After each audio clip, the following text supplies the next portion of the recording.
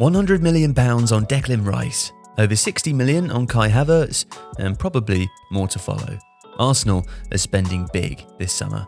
For the club, this continues an ambitious pattern. But having spent the better part of the last decade outside of the Champions League, how can they afford to spend this much money? Arsenal's ambition is impressive. £145 million was splashed in the summer of 2021, and the next year a further £165 million was spent to turn Mikel Arteta's squad into title contenders. Each summer now trumps the last. Since 2020, £300 million has been spent, and without significant sales to balance the books. And the restrictions of financial fair play are being felt elsewhere in the Premier League, yet not at Arsenal, who've posted pre-tax losses of £226 million in the past 3 years.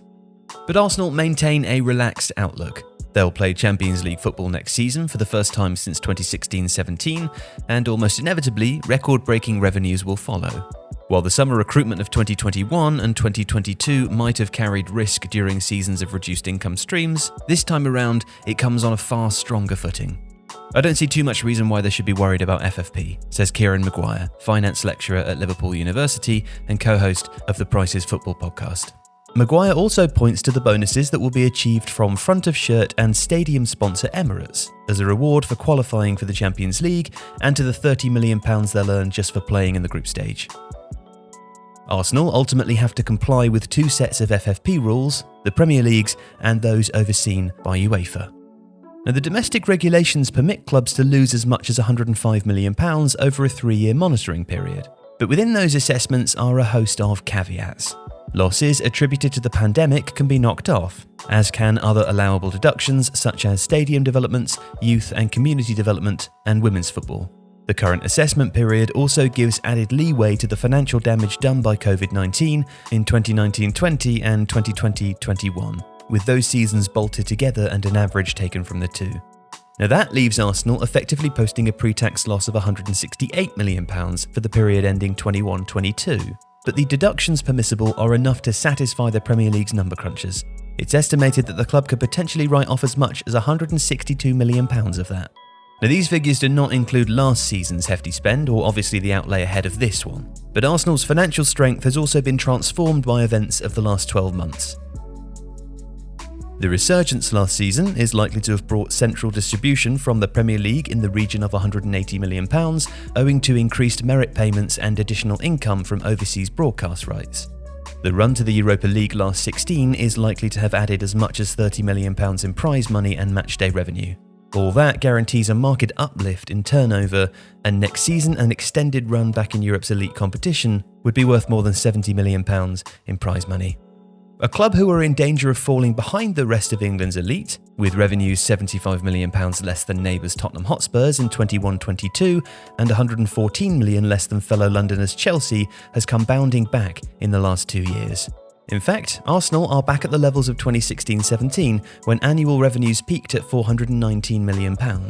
Accounts for the 22-23 season, due to be published this winter, will depict a club catching up with its rivals. The returns for 23-24 might even see them overtaking one or two of them.